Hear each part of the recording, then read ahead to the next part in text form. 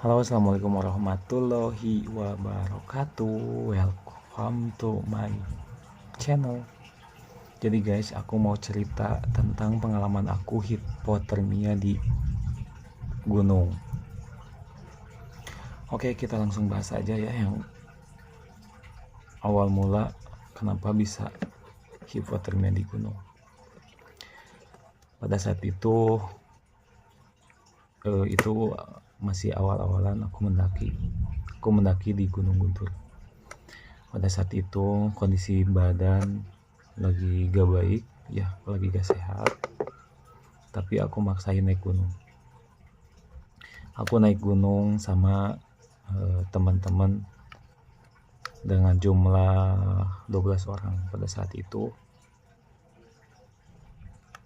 Ya, aku naik di Gunung Guntur, dan pas dulu tuh gak ngerti ya sama manajemen pendakian.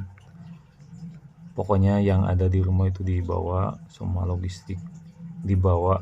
Aku gak ngukur logistik itu butuhnya segimana pada saat itu. Pokoknya yang penting carrier terisi penuh, terlihat besar, dan terlihat gagah kalau besar pada situ. Gak ngukur kondisi badan tuh kayak gimana. Ya aku maksain naik gunung. Awal-awalan trekking juga kondisi udah gak baik pada saat itu, dan lapar juga, belum makan dari rumah. Oh ya, aku berangkat sekitar jam berapa? Jam 11-an kalau nggak salah ke Gunung Guntur tuh. Dan aku nyampe di pos 3 area camp sekitar jam 8-an. Pada saat itu terbilang lama juga kalau dibanding sama sekarang. Kalau sekarang sih ke pos 3 1 jam sampai 2 jam juga udah nyampe. Gak tahu kenapa dulu itu lama banget. Mungkin karena kondisi badan juga yang sepanjang jalan minum kurang, karena minum tuh pada saat itu dibawain sama temen. Maju aja terusnya sampai pos 3. Nah, pas nyampe pos 3 aku ketemu temen. Temen tuh bawa lagi ngemil. Kita serbu cemilan temen tuh buat ganjal perut ya. Sebenarnya pada saat itu aku bawa nasi bungkus, tapi gak kepikiran buat makan di trekking karena teman-teman juga gak ada yang makan di trekking. Ya malum lah, dulu masih pemula banget ya naik gunung. Kondisi gak baik juga, tetap kayak maksain, gak bilang sama temen. Nah, habis pos 3 itu aku dan teman-teman tuh diriin tenda 2 tenda kalau nggak salah. Sebenarnya tendanya gak cukup, kita maksain aja ya, dempet-dempetan. Nah, habis bikin tenda, aku makan mie instan 1.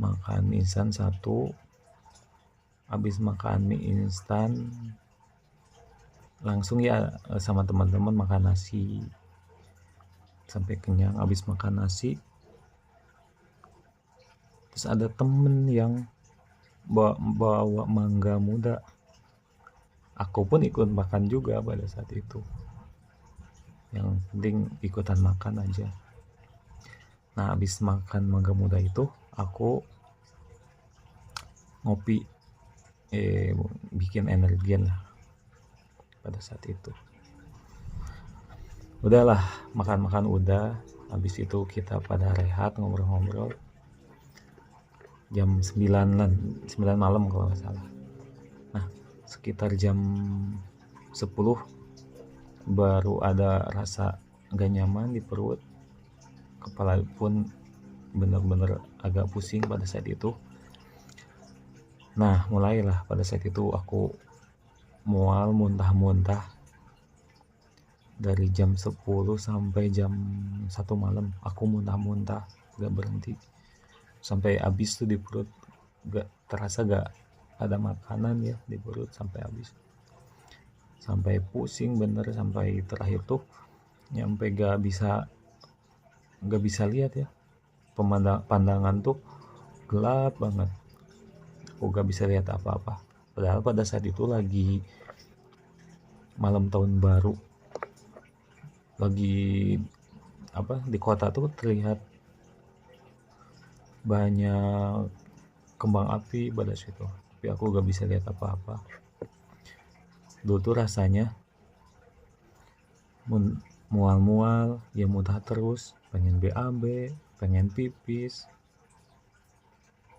panas, dingin, semua berasa ya di badan. Nah ya sebelumnya itu aku gak minta tolong ke teman. Nah pas jam 1 malam itu kan udah benar-benar udah repot banget kondisi,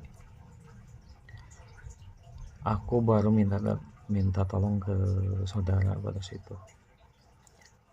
Terus aku dikasih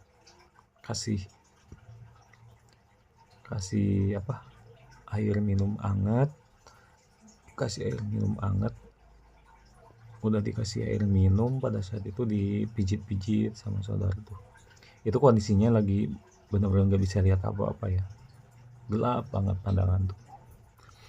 Nah habis dipijit-pijit baru kondisi badan tuh sedikit membaik ya, enggak, pandangan mulai kebuka lagi, pusing-pusing sih masih tetap ada tapi pada situ membaik. Langsung rehat, pada saat itu tidur lagi, tapi tetap dikit-dikit mual muntah pada situ. Nah dari jam 1 nyampe jam 4-an aku istirahat, tapi terus bangun ya, tidur bangun kayak gitu. Jam 4-an teman-teman pada summit dan aku ditinggal sendiri di tenda pada saat itu. Semuanya summit, teman-teman nyampe di area camp lagi jam 8 jam 9 pagi kalau nggak salah. Nah aku baru keluar tenda, jemur badan, kondisi sedikit membaik, tapi pada saat itu belum bisa makan karena makan dikit mual. Aku bikin energen pada saat itu, nyeduh energen sereal sama susu, udah minum itu aja. Terus teman-teman beres-beres tenda, habis itu pulang, dan aku pulang pun maksain. Sebenarnya pengen banget sih digendong gitu, pengen digendong karena lemes banget badan, tapi aku bisa maksain pulang turun sambil bawa beban banyak juga ya, pakai ril besar. Dan alhamdulillah aku selamat sampai rumah pada situ. Nah pesan yang ingin saya sampaikan dari kisah saya itu, dari cerita saya itu, buat teman-teman pemula yang baru mau mendaki gunung, yang pertama jangan asal-asal naik gunung. Perlengkapan tuh harus bener-bener kebawa semuanya, dari sleeping bag buat tidur, matras itu wajib dibawa, sama safety-nya juga ya. Terus perhatiin kondisi badan, jangan maksain naik gunung saat badan lagi gapit. Itu benar-benar jangan maksain ya, karena kalian naik gunung itu bukan mau bunuh diri ya. Terus naik gunung buat pemula tuh diusahain bareng temen yang udah berpengalaman, biar ada yang mandu kita juga ya, biar ada yang kontrol kita. Udah mungkin gitu aja tips pendakian pemula dari saya dan sedikit cerita pengalaman saya. Thank you, makasih yang udah nonton. Jangan lupa di follow dan subscribe ya. Assalamualaikum.